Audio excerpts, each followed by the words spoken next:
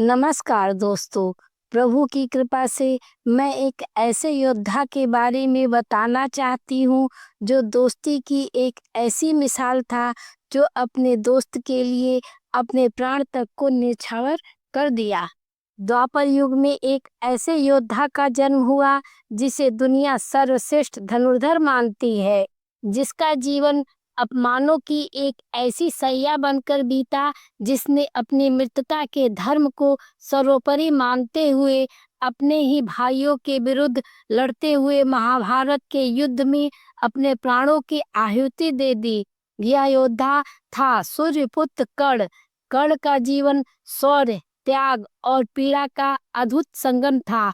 उसे पांडवों का शत्रु माना गया, लेकिन उसकी आत्मा में कहीं एक गहरी पीड़ा थी जिसे कोई नहीं समझ सका, सिवाय उसके खून के प्यासे शत्रु भीम के। कुरुक्षेत्र का युद्ध अपने चरम पर था। हर दिशा में रथों की गर्जना, धनुषों की टंकार और योद्धाओं की पुकार गूंज रही थी। कर्ण की वीरता ने पांडवों के दिलों में भय और सम्मान दोनों भर दिए थे। लेकिन एक योद्धा था जो कर्ण को केवल शत्रु नहीं, एक रहस्य की तरह देखता था। वो योद्धा था भीम। भीम जो बल का प्रतीक था, वो भी उस योद्धा की गहराई को भाप चुका था।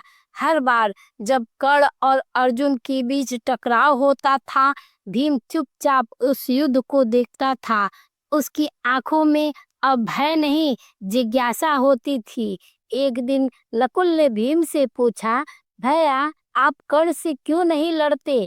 आप तो बलशाली हैं, फिर भी आप पीछे क्यों रहते हैं? भीम ने शांत स्वर में कहा, कर्ण से लड़ने के लिए केवल बाहुबल नहीं, एक समझ भी चाहिए। कर्ण को समझना आसान नहीं है। भीम को कर्ण से पहली बार भय नहीं हुआ, जिज्ञासा हुई।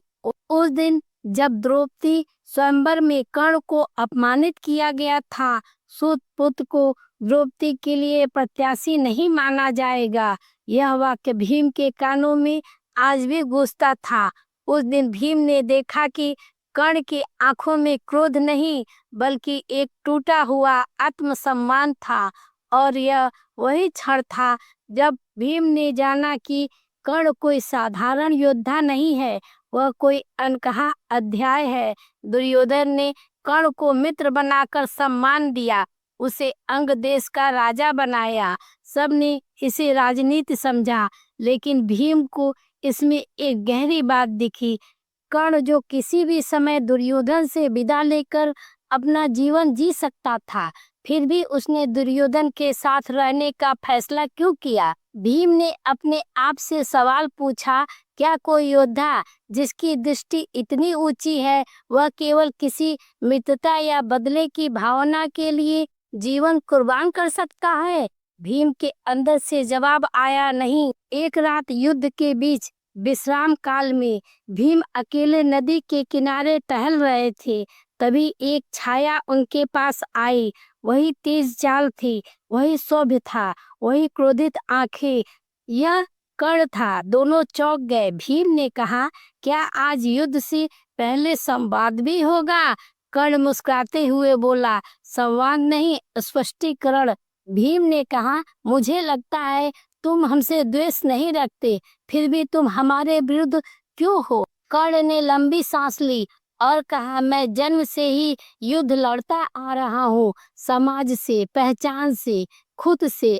अगर मैं तुम्हारे साथ होता तो मेरी पहचान कभी ना बनती, मैं सुत पुत ही कहलाता रहता। लेकिन अब मैं अपने अस्तित्व को सिद्ध कर रहा हूँ। दुर्योधन ने मुझे वह दिया है जो मेरे अपने नहीं दे सकते। भीम पहली बार किसी शत्रु की पीड़ा से विचलित हुआ था। कुछ दिनों बाद कुंती ने पांडवों को सच्चाई बताई कि कर्ण उनका बड़ा भाई है। सब स्तब्ध थे। युधिष्ठिर मौन, अर्जुन अपराध बोध से ग्रसित, लेकिन भीम वो मौन नहीं था, उसकी आंखों में आंसू थे। उसने कहा, मुझे तभी समझ में आ गया था कि कर्ण कोई साधारण शत्रु नहीं है, वो हमारी ही तरह है, बस उससे मातृत्व को छीन लिया गया है। भीम जान चुका था कि कर्ण ने न केवल अपने अस्तित्व से संघर्ष किया, बल्कि एक ऐसे सत्य को भी ढोया है जिसे जानकर उसका हृदय प्रतिदिन विदीर्ण होता रहा। कर्ण और अर्जुन के बीच अंतिम युद्ध में जब कर्ण का रथ भूमि में धंस गया था, अर्जुन ने धर्म की मर्यादा तोड़ते हुए वार किया था। भीम यह दृश्य देखकर थर्रा उठे थे। उसने देखा कि कर्ण गिरा नहीं है, उसने स्वाभिमान से सर उठाकर मृत्यु का वरण किया है। युद्ध के बाद जब सब लौटे, भीम सबसे अलग बैठे थे। सहदेव ने पूछा, भैया आप इतने शांत क्यों हैं? भीम ने उत्तर दिया, कर्ण हार कर भी जीत गया। उसने हमें दिखा दिया कि एक मनुष्य कितना कुछ सह सकता है, फिर भी धर्म, मित्रता, आत्मसम्मान के लिए खड़ा रह सकता है।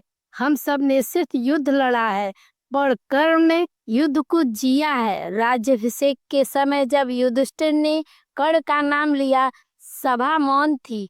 भीम ने तब सबके सामने कहा, कर्ण वह सूरज था जिसे हम सभी ने अंधेरे में रखा, लेकिन वह फिर भी दूसरों के लिए जलता रहा। मैं उसका शत्रु था, लेकिन वह मेरे हृदय में सदैव एक भाई की तरह हमेशा जीता रहेगा। कर्ण के मृत्यु का दुख सभी को था।